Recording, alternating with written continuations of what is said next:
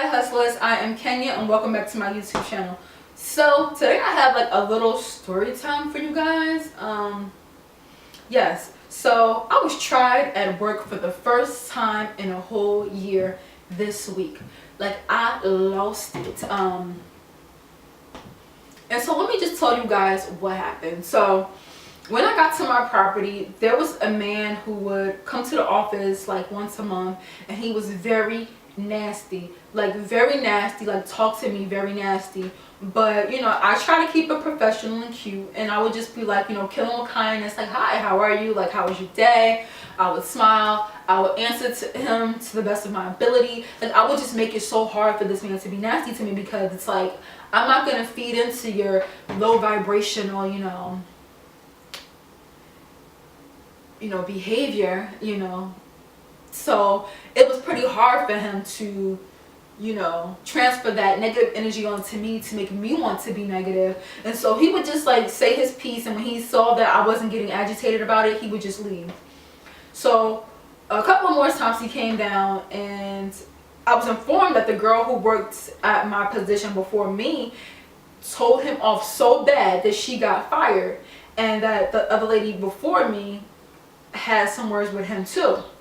So I feel like since the girl before me got fired, he felt like he had some type of power, that he could say what he want, or he could just get you fired basically. So this week he said that, he bought a house and he was moving or whatever. So I'm like, that's great, whatever, congratulations. So he wanted to, basically what we do is we lock our elevators for people that are moving. So it only goes from the floor that they live on to the lobby, so they can move their stuff up and down. So like every day of the week he wanted us to lock the elevator. I don't have a problem with it. I don't own an elevator. You want to lock it, we could lock it for a few hours for you. It's cool. So he asked me if we could lock the elevator for 24 hours. And I was like, no, sir. Like, we can do like 4 hours, maybe 6 hours for you. But we can't lock the elevator for a whole day for you. It's not fair to the residents. Now, granted, we have 2 elevators, but it's still not fair to people that they are stuck using one elevator while you monopolize the elevator all week. Like, it's just for the whole day. It's not fair. And you would think someone with common sense would think, like, I don't want to inconvenience somebody else, so you would try to, do what you do and, be considerate. So he had the elevator locked and he just, like, left. So the super is like, yo, where's this dude? I want to see him outside. Like, where'd he go? Like, the elevator is like, I'm like, I guess he left. I guess he must be finished. So the super unlocked the elevator. So the man comes to the office and he's like, why can't I just have the elevator locked for the whole day? I was like, well, you can. I was like, I could do it for like a few hours for you. And he's like, but I don't understand why. I'm like, listen, you just can't. And so I'm like, usually people, they just, I'm trying to be as nice and professional as I can. Like, usually people, they just, get their moving trucks, they move everything into the moving truck, and they just make one trip. And he goes, well, I'm not everybody. And just like twirls out of the office. As soon as he said something smart, like he like leaves. So I go, of course, I can't help myself, because this man has been working on my last nerve, and he had been rude for quite some time. So I go, you sure aren't, sir. And then he just like walks away. So I'm doing my work at my desk. So he says, can he have the elevator for the next day at 8 a.m.? So I say, okay. And I'm not sure if I even mentioned it to the super. I might have forgot. I'm going to just keep it real. Because like I said, this man was using the elevator every day, and then on top of it, he had a nasty attitude. And you know how your mama and your grandmama tell you that you ain't gonna go far in life if you got a nasty attitude?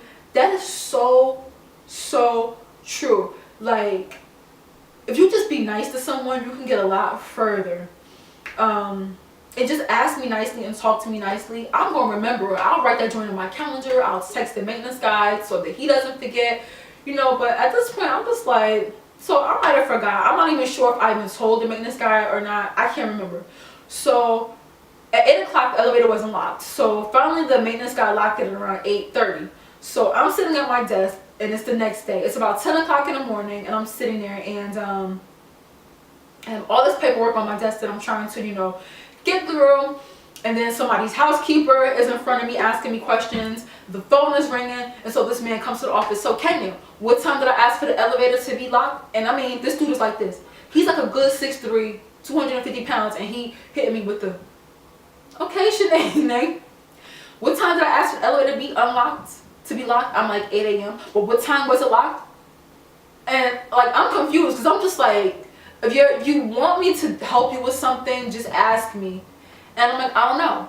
But what time was it unlocked? Like, sir, I don't know. So I'm like, at this point, I'm like, listen, is there something that I could do for you? If the elevator isn't locked, I will call the maintenance guy to have him lock it for you.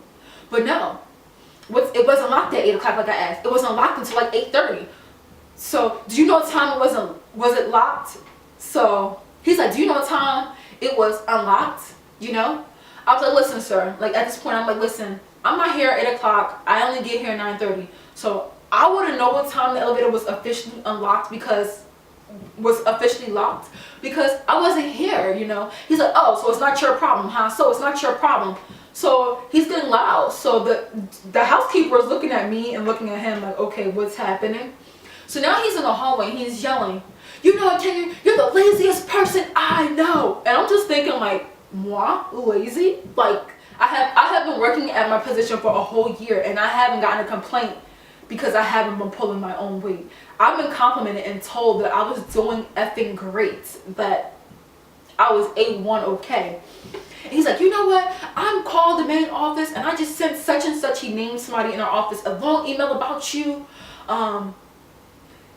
complaining, this, that, and the third. And so he's yelling and he's like, and yeah, you sit there and you close your blinds to your office and you sit in your office and pretend that you're working. So I'm like, sir, when my blinds are closed, I'm most likely eating lunch, which I do.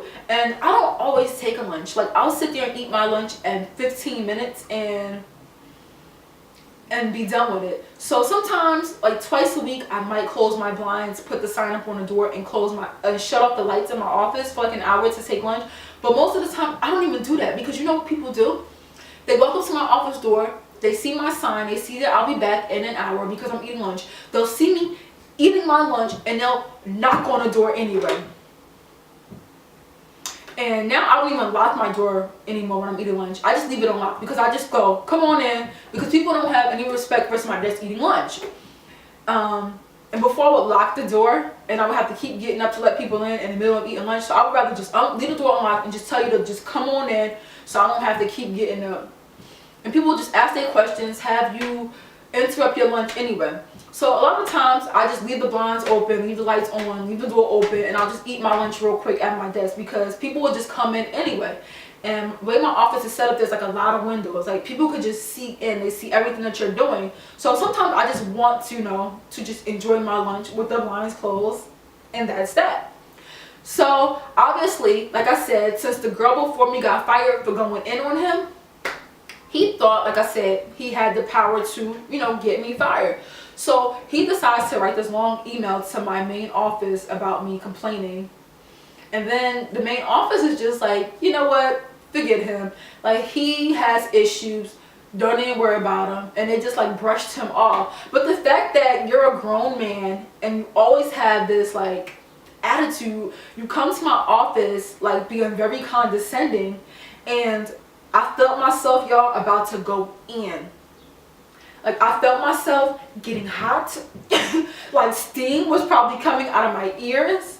Like, and the first thing I thought was, you know, what will Omarosa say? Because Omarosa gives those nasty, well put together, clever, eloquent reads. And so I wanted to think of something so, you know, astute and clever that would put this man in his place, but I could be professional, you know, nice, nasty. I wouldn't really, you know, get out of character, because the last thing I want to do is be that angry black woman. And it's really hard to operate as a black individual, a black woman, in non-black spaces, you know? Like, I find myself to be like the only black person in a lot of spaces. Not, you know, I don't really find myself in a lot of like predominantly white spaces, but just, you know, non-black spaces. And so I have to be very careful with my delivery and how I choose to, you know, rebuttal, you know, and say things. But I couldn't think of anything clever or anything to say that would just make this man just, I couldn't think of anything in a time. It was just like a bunch of just rage and chaos going in my brain, because you're out in the lobby screaming about me. And first of all, I didn't do anything to you. I'm trying to help you out. And it's just very unnecessary. So then I call the super comes down and he's talking to the super all nicely and quietly. But me, a woman, you want to come in and be very aggressive and abrasive, but with the super, no, you ain't got nothing to say. And so I'm like, is it me because I'm black? And then the super is like, no, he's just like this with women, like, period. So I just was like, whatever. And but the fact that you would try to get me fired because I wouldn't let you lock the elevator for 24 hours, like, what kind of person are you? Like, why would you try to do something like that to somebody? Like, why would you try to mess up somebody's, you know, livelihood or money flow? Like, that is evil. Like, that is crazy. And like, I have no reason to be rude to anybody. Like, I'm there to help residents when it comes to the office. I'm there to help you fix things.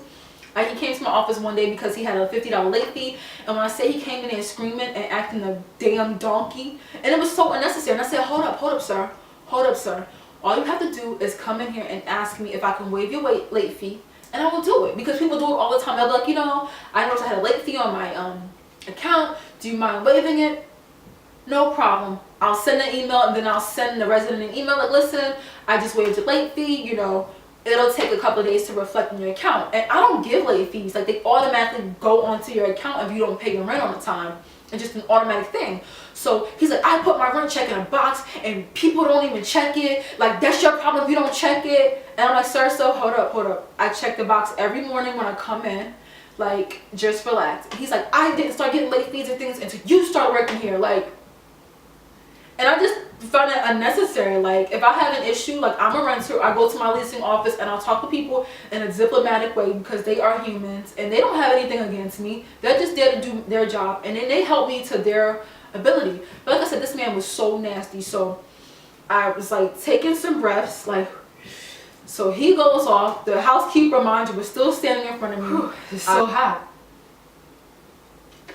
So like I said, I helped the housekeeper out. And the housekeeper just was like, it was a dude. So the dude was looking like he ain't got time to be getting it. He just was looking like, and just went on about his business.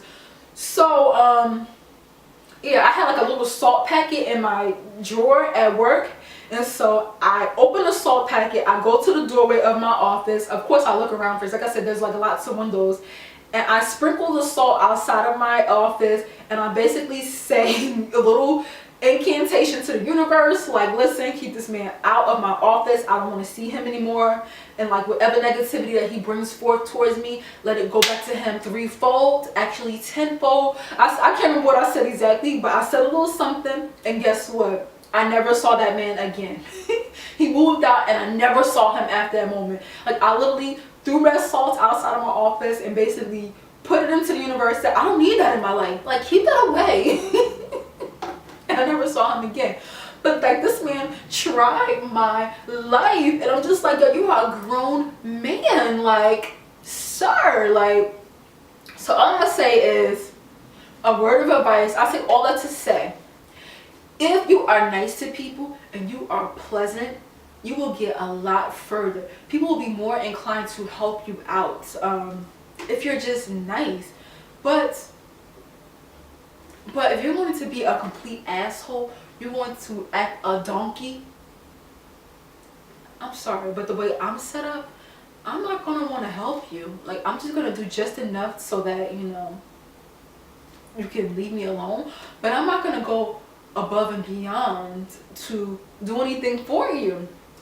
And you know, I'm sorry, like, this man was like a market rent paying person, and he had the most drama.